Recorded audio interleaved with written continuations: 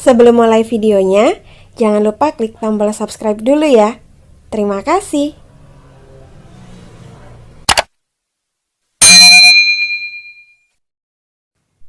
Assalamualaikum warahmatullahi wabarakatuh.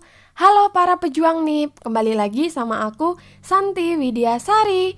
Di video kali ini aku akan membahas tentang apakah pemberkasan CPNS tahun ini dilaksanakan secara digital. Nah, buat kalian yang penasaran, stay tune terus dan tonton videonya sampai habis ya. Jangan di skip agar tidak misinformasi. Tapi sebelum itu, seperti biasanya, jangan lupa klik tombol subscribe dulu ya, supaya kalian selalu update informasi-informasi terbaru yang akan aku bagikan di video-video aku yang selanjutnya. Jadi, klik tombol subscribe-nya sekarang juga ya. Nah, langsung saja kita mulai pembahasannya. Buat teman-teman peserta seleksi CPNS Formasi tahun 2019 yang kemarin sudah masuk dalam seleksi kompetensi bidang atau SKB dan sudah selesai melaksanakan SKB, pasti sekarang sedang menunggu untuk pengumuman kelulusan CPNS. Nah, buat teman-teman yang sedang menunggu kelulusan CPNS ini, kemarin BKN atau Humas BKN melakukan informasi briefing online tentang persiapan penetapan kelulusan CPNS Formasi tahun 2019 untuk persiapan hasil integrasi SKD, SKB, dan penetapan NIP CPNS Formasi tahun 2019.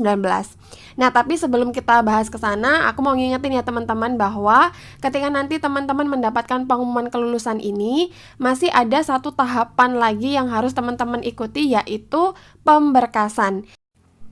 Nah, yang harus dipahami adalah bahwa pemberkasan ini merupakan salah satu tahapan seleksi calon pegawai negeri sipil.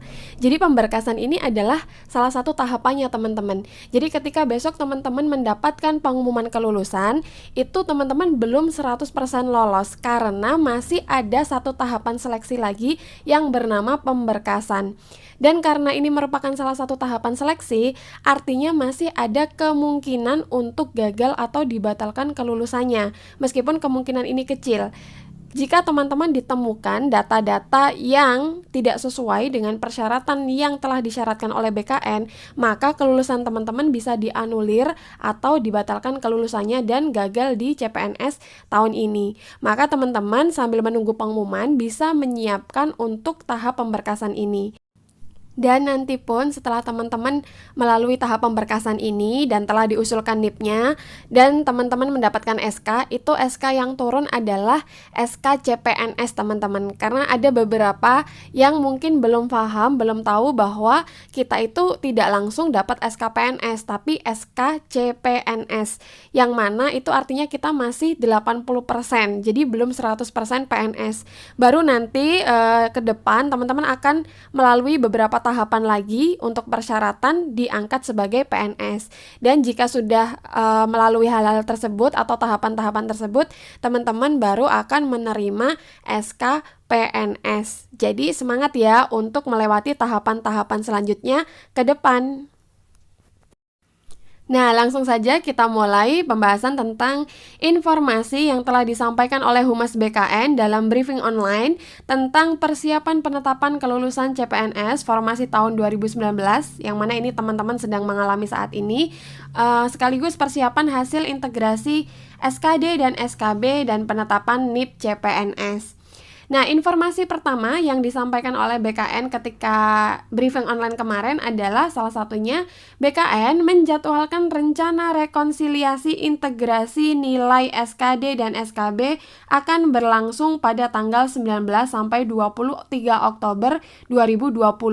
Jadi 19 sampai 23 Oktober 2020 besok ini BKN menjadwalkan untuk rekonsiliasi integrasi nilai SKD dan SKB yang telah teman-teman lakukan kemarin.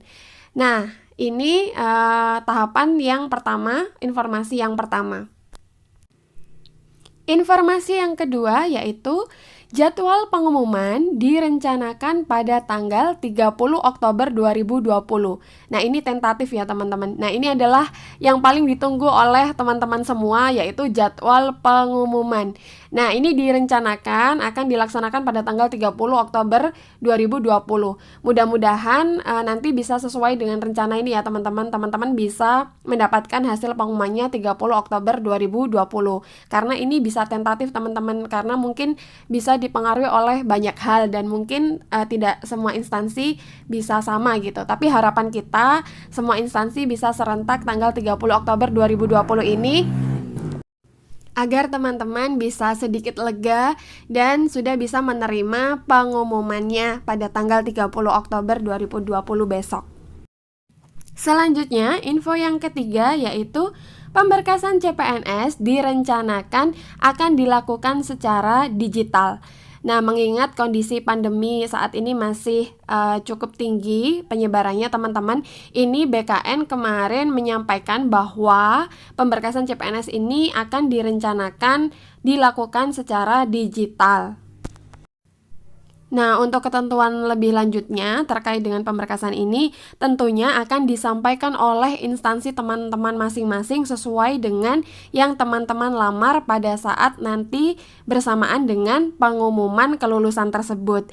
Jadi, apapun nanti mekanismenya, entah itu digital ataupun secara langsung, teman-teman sekarang tetap harus menyiapkan pemberkasannya atau dokumen-dokumennya yang bisa teman-teman siapkan sekarang. Teman-teman juga bisa cek video aku yang tentang dokumen-dokumen yang bisa dipersiapkan mulai dari sekarang, sehingga teman-teman nanti ketika sudah keluar pengumumannya, teman-teman sudah siap mau itu akan dilakukan secara digital maupun secara langsung.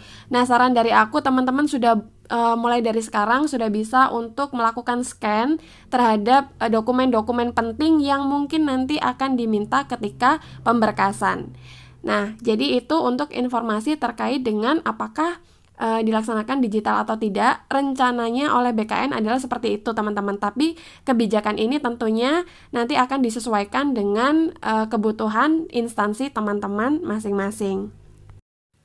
Nah, selanjutnya yang keempat yaitu BKN menjadwalkan rencana pemberkasan dan pengusulan NIP akan berlangsung pada tanggal 1 sampai 30 November 2020. Nah, ini nanti setelah teman-teman mendapatkan pengumuman kelulusan, selanjutnya teman-teman akan melakukan pemberkasan yang mana berkas-berkas ini akan digunakan untuk pengusulan NIP. Dan ini dijadwalkan pada tanggal 1 sampai dengan 30 November 2020. Nah, yang kelima yaitu penentuan terhitung mulai tanggal atau TMT pengangkatan calon pegawai negeri sipil formasi tahun 2019 ini direncanakan pada tanggal 1 Desember 2020. Jadi direncanakan SK TMT CPNS teman-teman itu pada tanggal 1 Desember 2020.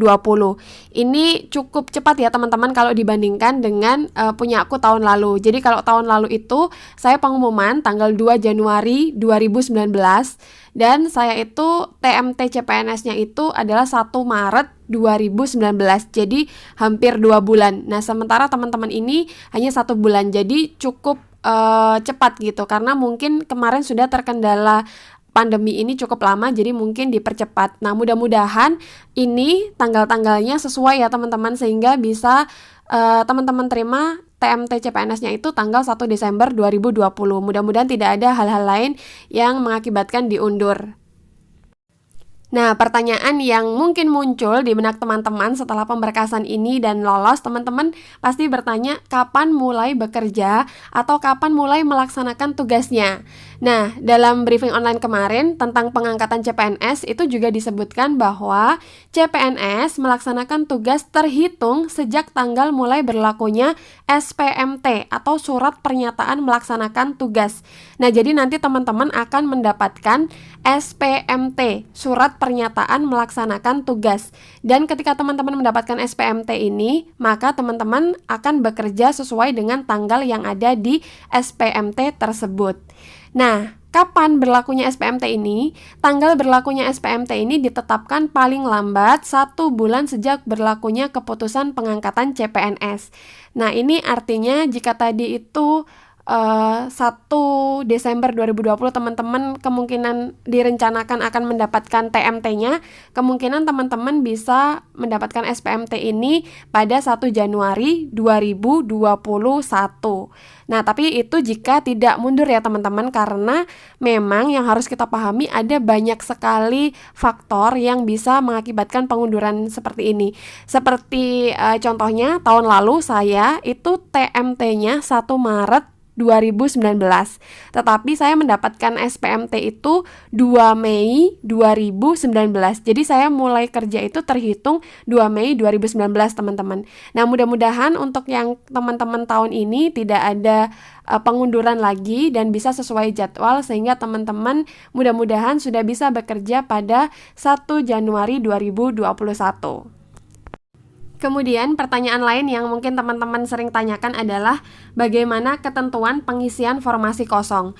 Nah, untuk pengisian formasi kosong ini juga sempat kemarin dibahas teman-teman di briefing online.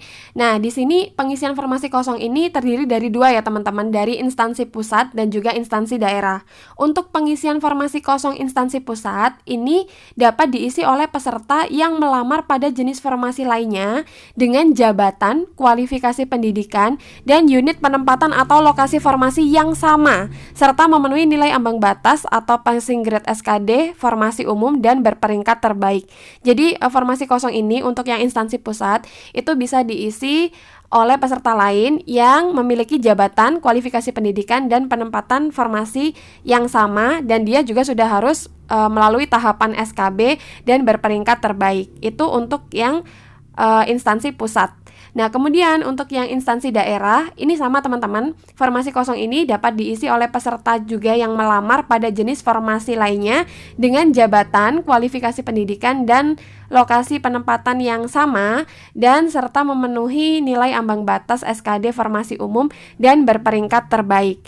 Nah, tapi bedanya di sini untuk formasi kosong di instansi daerah, apabila ketentuan tadi itu masih tidak dapat dipenuhi, maka dapat diisi dari peserta yang melamar pada jabatan dan kualifikasi pendidikan yang sama dari unit lokasi formasi yang berbeda.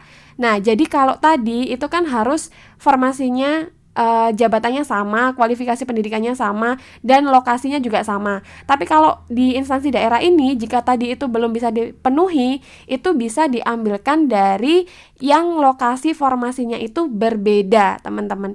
Nah, ini kesempatan buat teman-teman yang kemarin mungkin belum bisa berada di peringkat 1 SKB, ini masih ada kesempatan. Teman-teman silahkan dikencangkan doanya, mudah-mudahan ini menjadi salah satu jalan untuk rezeki teman-teman dengan cara pengisian formasi kosong. Nah, pertanyaan yang selanjutnya yaitu bagaimana jika ada peserta seleksi yang mengundurkan diri? Nah, untuk peserta yang mengundurkan diri, jika pengunduran dirinya itu sebelum penetapan NIP, untuk menggantikan peserta tersebut itu bisa diambilkan dari peserta seleksi urutan selanjutnya dari peringkat tertinggi sesuai hasil integrasi nilai SKD dan SKB. Nah, ini hampir sama dengan penjelasan tadi ya teman-teman. Jadi kalau seandainya yang peringkat satunya itu mengundurkan diri atau misalnya dianggap mengundurkan diri karena misalnya tidak hadir atau yang lainnya, atau juga ternyata misalnya dianulir kelulusannya, maka ini akan digantikan oleh peserta seleksi dengan urutan selanjutnya dari hasil integrasi nilai SKD dan SKB. Nah, bagaimana jika peserta yang mengundurkan ini itu setelah penetapan NIP? Nah, jika setelah penetapan NIP ini ditetapkan keputusan pemberhentian yang bersangkutan sebagai calon PNS, dan ini tidak bisa digantikan ya teman-teman. Ini akan menjadi formasi kosong untuk tahun selanjutnya karena ini kan sudah dapat NIP gitu. Jadi dia akan dapat keputusan pemberhentian sebagai calon pegawai negeri sipil. Nah, itu tadi sedikit informasi dari aku teman-teman, semoga bisa membantu dan bermanfaat buat teman-teman semua. Jangan lupa klik tombol subscribe, like, komen, dan share video ini ke semua sosial media yang teman-teman punya ya. Terima kasih telah menonton, sampai jumpa di video yang selanjutnya. Assalamualaikum warahmatullahi wabarakatuh. Eits, bagi yang belum subscribe, jangan lupa klik tombol subscribe-nya sekarang juga ya. Terima kasih telah menonton.